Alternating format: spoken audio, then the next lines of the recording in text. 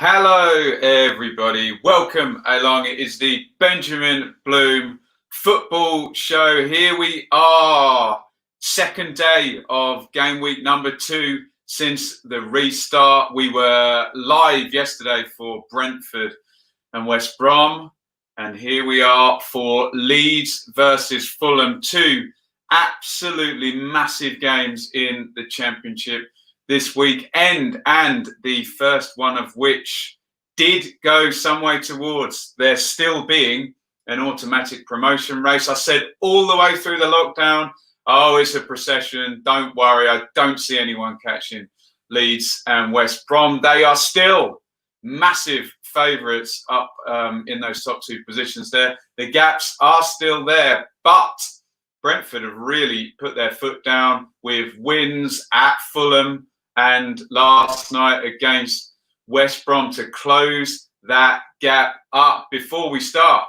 on today's game, let me just say hello to everybody. Hit the like button.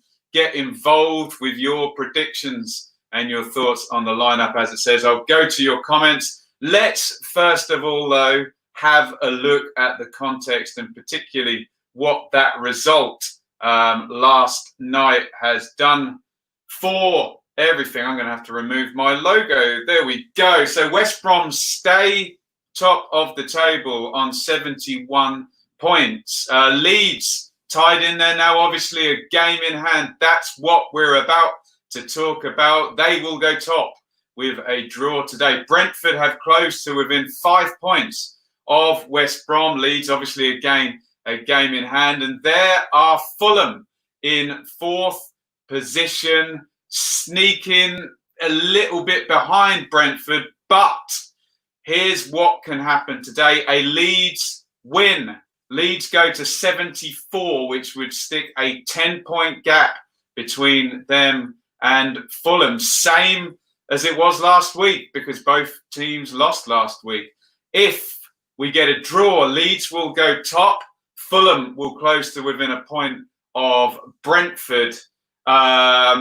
And the gap will go to 6 points for Leeds, which is 2 games. But look at the goal differences there. Brentford well ahead of everyone else. So you can't really call it a 2-game gap. And Brentford will stay within 5 points of West Brom. If we get a Fulham win, Fulham will move to 67, close to within 4 points of both Leeds and West Brom. And then it really, really is game on, isn't it? We'll look at the teams in just a second. Let's have a little look at the form. There is Leeds in second place, as we've just realised, 55% win percentage. We can see where lockdown was going up to that Huddersfield game on the 7th of March. Look at the form going into that. 1-0 win, 1-0 win, 1-0 win, 4-0 win, 2-0 win. They were absolutely flying going into the lockdown. 5 straight wins there, no goals conceded. But 1 game back, and it was defeat at Cardiff in familiar fashion than we've seen before under Bielsa in away games for Leeds. They're still top of the form table. Brentford are closing in, and I have to say we have Derby County winning at the moment, who are going to start closing in. Wigan as well at the top of that form table, doing big things as well. So Leeds can go back to 5 wins out of 6 and 15 points on the form table with a win today, and all looks quite rosy if that is the case. Let's have a look at Fulham's last 6. A lot more mixed there. 47% on the win percentage. That is something Fulham have managed to do. They have still managed to put up a fair amount of home wins this season. Look there, though. Barnsley, 3-0 home defeat to start the 6th. A draw at Derby. I was at that game. Then back-to-back wins versus Swansea and Preston. A draw versus Bristol City. And their first post-lockdown game was that 2-0 defeat at Brentford last week. So if you take the 6-game form, you'd still say Leeds pushing a lot stronger than Fulham at the moment. But it's when you look at it player for player, you can always make an argument for Fulham in any game. Manager for manager, well, not really much competition today, is there? But player for player, you can look at it. Let's have a look at the teams. Leeds, unchanged from last week, but look down the bottom there on the substitutes bench. You will see the name Pablo Hernandez, which obviously makes a big, big difference to Leeds off the bench. No doubt we will see him. We'll see how fit he is for at least 15 minutes, surely, today. And remember, Bielsa loves a half-time sub if he's not happy. So if things aren't going well, expect to see Pablo by half-time. Meslier in goal there. Still some doubts, I think, there. We need to see a really good game from Meslier at some point. You know, make a couple of really decent saves and keep a clean sheet. Some questions on the Hoylett goal last time. I got told that was a bit harsh, but there you go. We just need to see, I think, for his own sake, Meslier have a good game. Ayling will be the right back. Dallas at left back. Cooper and White, the centre half. That back four is very good, but no criticism of any of the players. Leeds will give you a chance because they pretty much play all-out attack. Every time they receive the ball, they want to go on the attack and push fullbacks forward.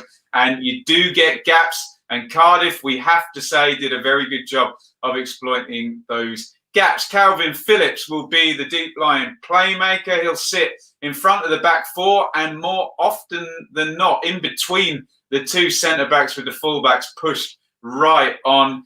Phillips, very, very important to Leeds. Big mistake by him for the first goal for Cardiff last week. In central midfield, Klitsch is as box-to-box as you get. Played every minute for about 100 years now, hasn't he? Tyler Roberts, is he really a central midfielder? Probably not. I think he kind of like that forward position, but he gives them a bit of extra finishing quality if he can get in the box. And some extra legs there as well compared to maybe Dallas being in there, however reliable Dallas is. Down the right, Helder Costa. Down the left, Jack Harrison.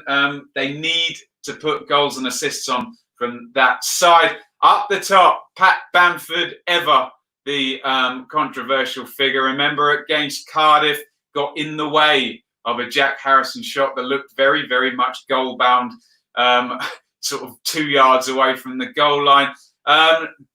I'm an unabashed Bamford apologist. I do think he's a good player, and I do think Bielsa's system doesn't necessarily allow for a striker to just play the width of the box facing the goal and take all the chances. That said, I said in the Cardiff game, Bamford should wear the Why Always Me Balotelli picture T-shirt, you know, on his T-shirt. What am I trying to say? Because he is a little bit hapless at times. So Leeds unchanged. Them options on the bench. Douglas can play in at left back, can't he? Berardi anywhere across the back four. Alioski can go left wing. Shackleton, what an engine that guy's got as well. I doubt we'll see Stevens. Paveda got in on the last game. I doubt we'll see Strusic. Hernandez would be the one you'd expect to see first, along with Alioski. Bearing in mind what we've seen from Bielsa over time. Let's have a look at the Fulham team, because they have made a change there. Cabano has come out and Harry Arter has come in. That's an interesting one. Cabano, a winger. Arter, a central midfielder. Reed will obviously go into the front three, one would assume.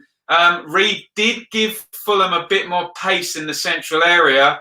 Arter, you wouldn't describe as the most speedy player to get about the pitch, let's just say. So we assume this will be a 4-3-3 with Rodak in goal. Hector and Ream will be the centre halves. Adoy, right back. Joe Bryant will be the left back. I'll be interested to see how this central midfield three is configured. Parker normally likes one sitter, but he is playing Leeds today. So you'll either see, I would have thought, one of Reed or Arter sitting, or both of Reed and Arter sitting. I would think it would be Harrison Reed if it's one of them sitting, but I have seen him do that with Harry Arter. It would be a well-balanced midfield, I think, especially given you're going up against a team like Leeds. If you did sit Arter and Reed and have Kearney roaming ahead of them, I don't know what he's going to do. Let's wait until we see how the teams look. Traditionally, though, this season, Parker has done one sitter, so possibly... Do you know what? I think it might be Arter sitting and Reed and Kearney ahead of him. Again, I'm guessing. I don't know. I wasn't at Fulham training this week. Bobby Reed will play down the... let me get this right. Knockout will play down the left, won't he? And cut in. No, Knockout will play down the right and cut in on his left, excuse me. And Bobby Reed will play down the left with Mitrovic, the big threat. Down the middle, Lamach and Christie, Sessignon, McDonald, Johansson, Onoma, Cabano and Cavaliero on the bench. You'd be looking at Cavaliero as the big difference maker there, although he does not get the start. This is going to be a very, very good game. I'm going to have a look at your comments and predictions right now. As Irene says, there's only one Benjamin Bloom. Can't wait. 1-0. Let me just have my two penner first. Leeds and Fulham want to do similar things. Leeds are better at it than Fulham. Leeds have a better manager than Fulham. Fulham have two players who would definitely get in the Leeds team in Kearney and Mitrovic, who probably in their positions are some of the best in the league. So there are aspects where Fulham are stronger than Leeds, but there are more systematic aspects where Leeds, particularly in terms of Bielsa vs Parker, and in terms of how well do these teams function, you have to have Leeds ahead of Fulham. You would say probably pound for pound, Fulham have got better players than most teams in this division, but you have Bielsa and you have Parker, so one team, you know, understandably functions better than the other, in my opinion. I think Fulham are trying to shore up that central midfield position by putting Arter and Reed in there. They should be able to keep a bit more possession. He's obviously gone for technical players over runners because he has got Onoma available as well, and he has got Bobby Reed, who he could use in that central position as well. Let's have a look at some of your comments. Going to be a tight one. And with Brentford and Fulham last week, Brentford played Mitrovic well. Can Cooper and White do the same? I have to say, White, I was at the return game for this one. I felt White played Mitrovic quite well, and it was only a frankly very dodgy penalty that Mitrovic scored from, wasn't it? Otherwise, I thought he did okay. Lana says, thinking of 3-0 today. Back up to speed after last week. Fulham, a bit hit and miss. Wasn't impressed down there. Well, they got a lucky penalty. I think we will turn them over today. So thinking a convincing win there, Lana. Matt, well, he's just going Leeds. And Carlos is just going Leeds. I'm sure we'll get some other predictions. Leeds to shine in front of the Ellen Road Crowdies today and to start turning the screw at the top. Leeds, marching on together, all Leeds, aren't we? Remember, we put that form chart up. If Leeds win today, they've got 15 points from the last 6 games. That's outstanding form. So there isn't much need to panic. If they draw, they've got 13 points from the last 6 games. Again, there is no need to panic. If they lose, they've still got 2 points per game from the last 6 games, but that gap will close up. Lee says, afternoon, Ben, I'm super nervous right now. Just don't want to lose today. I believe it was Brian Clough that put the ball down on the towel before the Nottingham Forest second European Cup final and said, I have no team talk, just bloody win. And for Leeds today, it's just don't lose, isn't it? Promotion picture changes significantly with a Fulham win. It doesn't with a Leeds draw or a Leeds victory. Lee says, also enjoying watching Villa in trouble. I'm not keeping up, but I do have my phone here right in front of me. And just to say, Charlton are winning again, doing really well down the bottom there. Charlton have won. Cardiff have won at Preston. Cardiff really turning the screw in the playoff positions. Luton have won at Swansea. Wow, Nathan Jones. A win at Swansea and a draw at Preston from his opening 2 games. Barnsley and Millwall are 0-0. That's not going to be enough for Barnsley at the moment because Luton and Charlton have both won. Derby are 2-1 up against Reading. So in terms of those playoff places, in terms of Fulham, if Fulham do lose today, you've got Cardiff on a charge. Swansea have lost, but you've got Derby on a charge as well. There are a few teams really pushing in those playoff chase positions. Michael, I think we will win it, but it will be a close one, 2-1. I think he's a Leeds fan, Michael. Pete says, afternoon. Shout out to Pete there. Is that your bicep, Pete? Looking very hench there. Might not be. Who knows? Finn, I can't read that or I'll get demonetized. Absolutely bricking myself for this game today. Please, Leeds, we can't afford to lose. Yes, that would be my position if I was a Leeds fan. Just don't lose. Luke says, last week has made Leeds fans more nervous than we should be. Yes, I agree. Look at the form. It's really good. It's 5 wins in 6. And if they win today, it will be 5 wins in 6 still.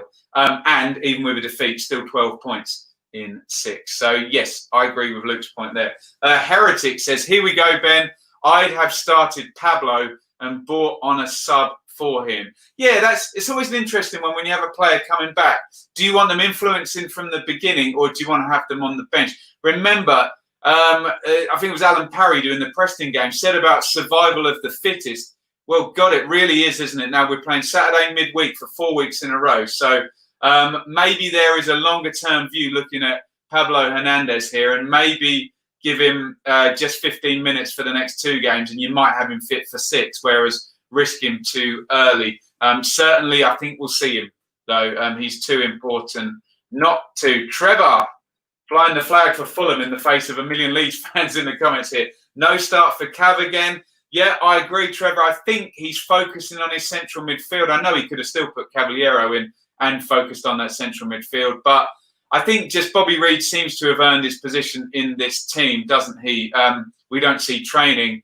But the more interesting position there now is Arter, Reid and Kearney. That sounds strong on paper, doesn't it? Against Klitsch, Tyler Roberts and Calvin Phillips. They won't go face to face, those 3, bearing in mind how deep Phillips plays and how Leeds can overload down the side.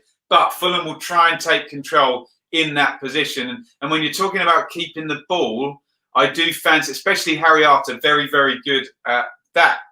Ollie says, come on, Leeds. Luke, Meslier, great keeper, but very small. Kiko, twice the size. I wonder if you guys agree. We need to see a signature performance from Meslier. I saw Meslier's first game against Hull, and he looked a bit nervous for the first 20 minutes, and then Leeds went away and dominated.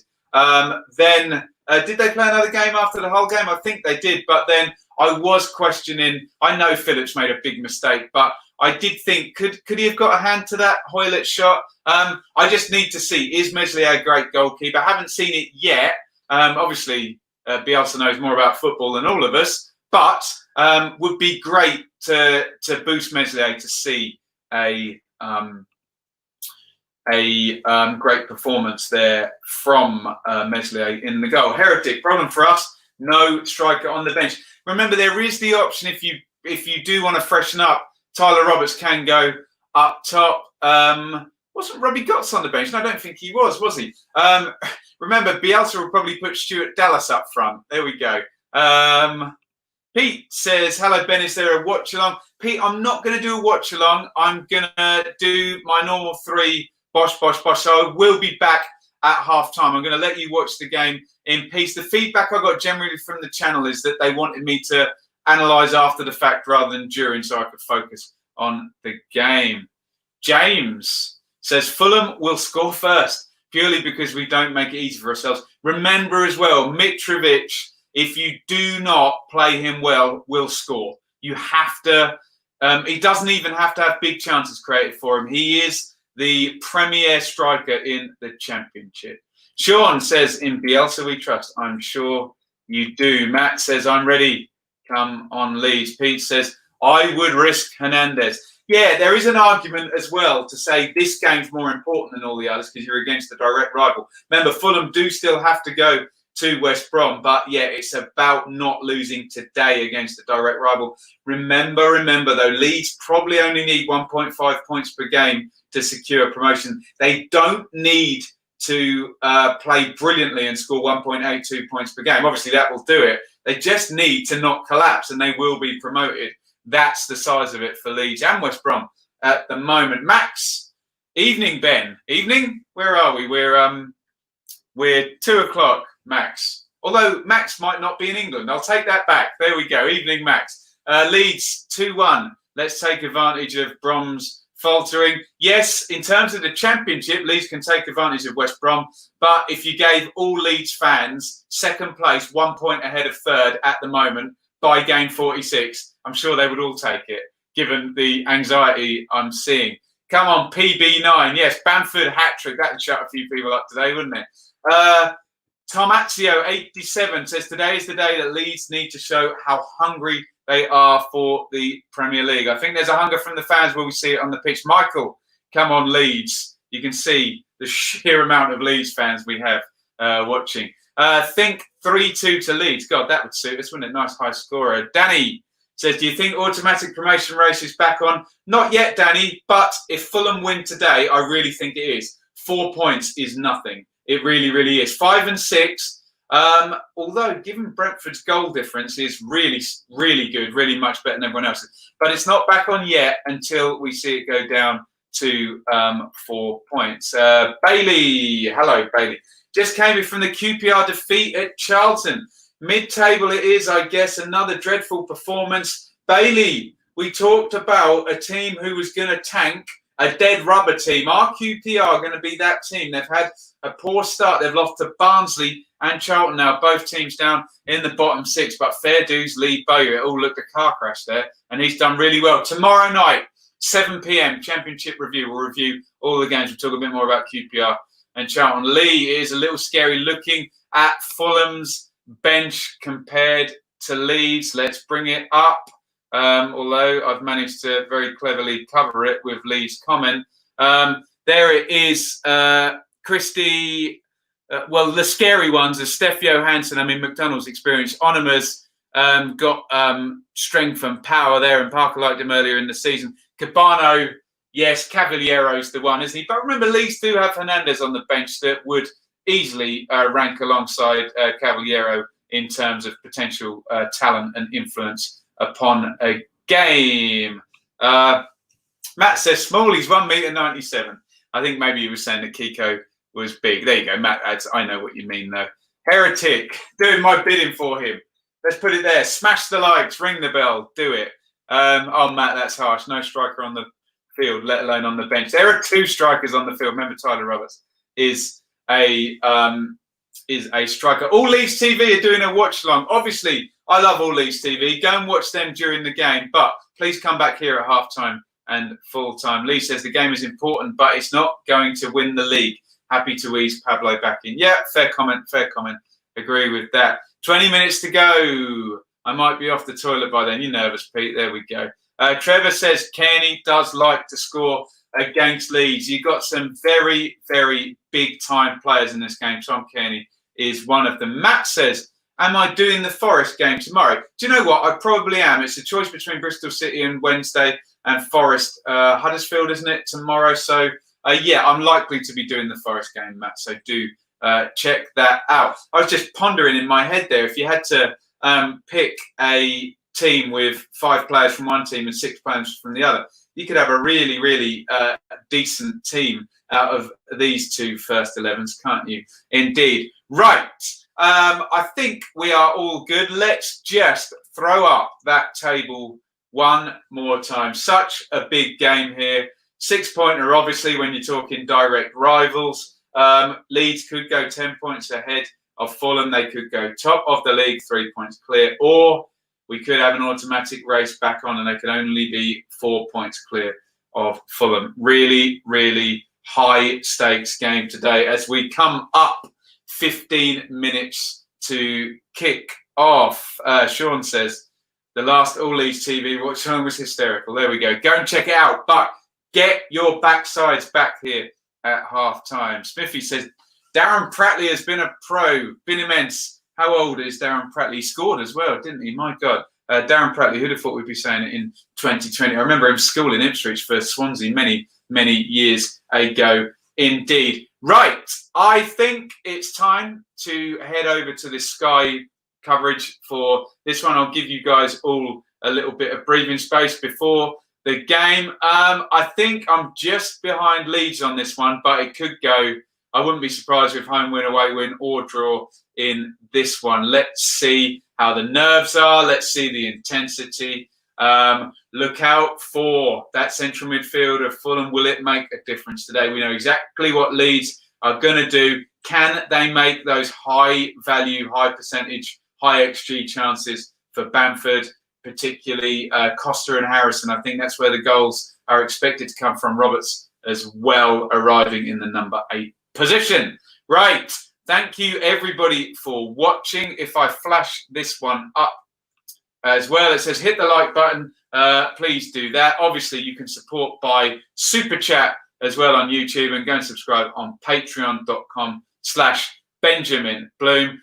Thank you for joining me, and please, half time, so it'll be about 3:50 sort of time once they've done the kneeling, the water break, the minute silence if they're still doing those for the COVID stuff, and stoppage time. It'll be about 10 to 4.